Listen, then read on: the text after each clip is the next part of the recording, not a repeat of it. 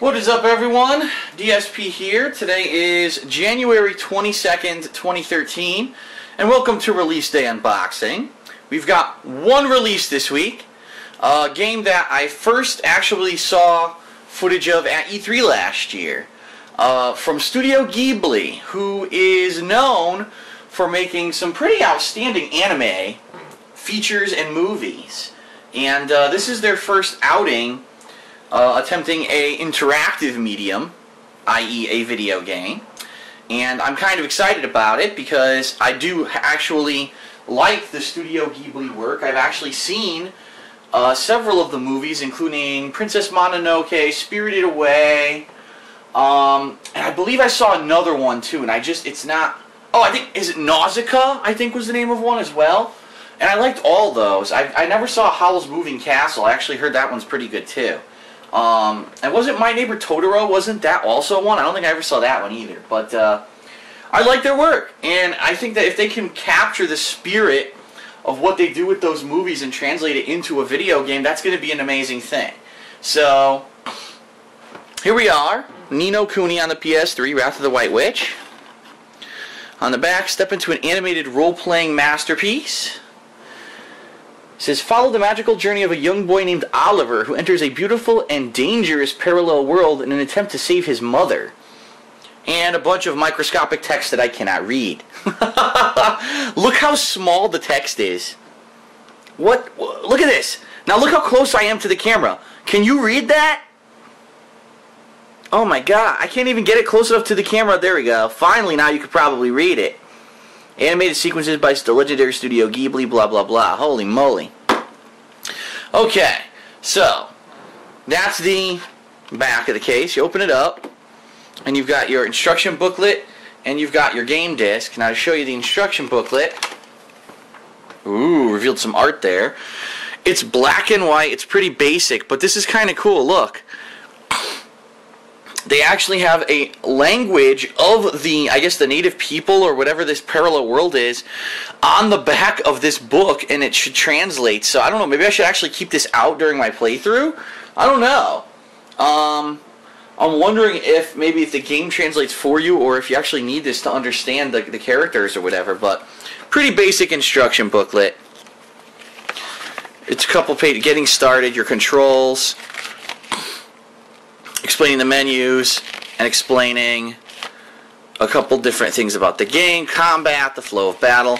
I'm fully expecting that the game's going to explain all that. You got your game disc.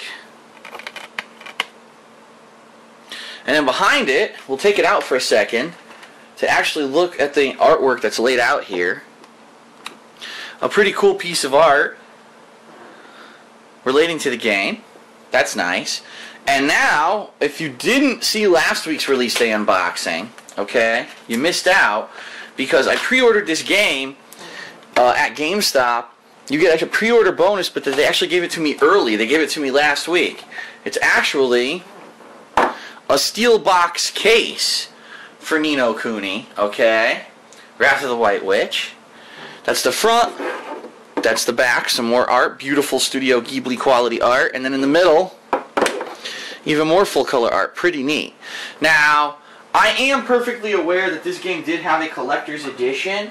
However, the collector's edition was only available if you ordered the game through the website of the developer. And it was like, do I really want to trust that if I order through them, that it's going to come on release day, and is it going to come at a reliable time that I can actually have time to play and upload videos in a timely manner? So I said, you know what, I'm just going to get a GameStop.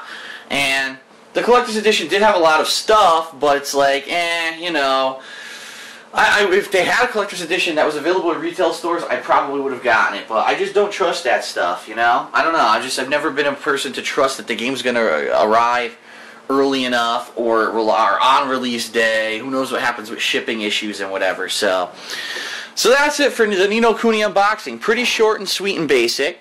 So now, let me address, a lot of people have been saying, well, Phil, you know, this year your new strategy on YouTube is that you're not just uploading one game at a time, you're going to be uploading multiple playthroughs, and I really feel that's a good thing, especially in particular for this game, and let me tell you why.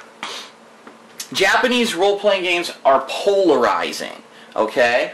There's a group of people that absolutely love them. I'm actually one of that group, if you can believe it. Even though I do believe that, unfortunately, in the past several years, a lot of the JRPGs have come into this same formula as they used to be in the 90s. They haven't mixed it up enough to make these games different enough that they appeal to a bigger audience. They stay with their formula, and that's going to be polarizing. A lot of people don't like a lot of grinding gameplay. You know what I mean? So, the way I'm going to approach Ni no Kuni is this. I'm going to play it, starting today, over on my gaming channel, DSPGaming.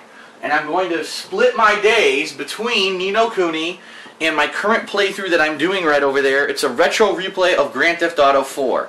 Now, talk about two games that are completely different. I mean, zero similarities between the two. And I think that's a good thing, honestly, because it's going to allow me to, number one, I'm going to be refreshed. I'm not going to get burnt out on either game because I'm only playing about maybe, I'm going to go out and say probably around maybe 10 parts of each game a day. It'll maybe a little bit more or a little bit less, depending on the day. But I think doing that, splitting the days and with variety, is going to allow me to not get burnt out and to also basically kind of please everyone. Because there's people who are already watching the Grand Theft Auto 4 playthrough, they want to see more. There's people who want to see Ni no Kuni. There's people who want to see both. And this way, it's the best of all worlds when you really think about it. So, starting today, over on DSPGaming, the Ni no Kuni playthrough will start. It's probably going to be about, like I said, 10 parts of footage. And there's one thing I have heard about this game. I did hear that at some parts it actually might require grinding, okay? And I'm okay with that, because what I'll end up doing probably is off camera, sometimes at night, you know, I'm relaxing on the couch, I'm talking to my girlfriend, or maybe I'm watching something on TV, or maybe on the iPad, you know, something's going on. Or, you know, in these past several weeks I've been interacting with the fans, tweeting, doing all kinds of stuff. What I may do is do some grinding at night, so that basically when I go to play the game the next day, I am prepared for whatever I'm going to tackle. And that way it won't be a playthrough that's overly long because you see me in several parts just grinding in order to try to beat the next part. And I actually did that with other games before. I did it with Xenoblade Chronicles last year. I'm really hoping that this new uploading format, again, multiple games at one time, is going to help not only, you know, the quality of the playthrough, but the views, but the entertainment factor of my channel. And it won't be just, oh, Phil's only playing Ni no Kuni, and now we're all bored, okay? So, that's it for Release Day Unboxing. That's the plan for this week. Some Ni no Kuni paired with Grand Theft Auto 4 on DSPGaming. I hope that you will join me for that. By the way, I am aware that there was a Metal Gear Rising Revengeance demo that was released this week. I may be looking to stick that in at some point, but not a major focus of mine, especially because I already played it. I played the demo at E3, and I'm pretty sure it's just going to be the E3 demo that they're going to have available. So, alright, thanks for tuning in to Release Day Unboxing. I hope that you will join me for the playthrough of Ni no Kuni over on DSPGaming starting this week.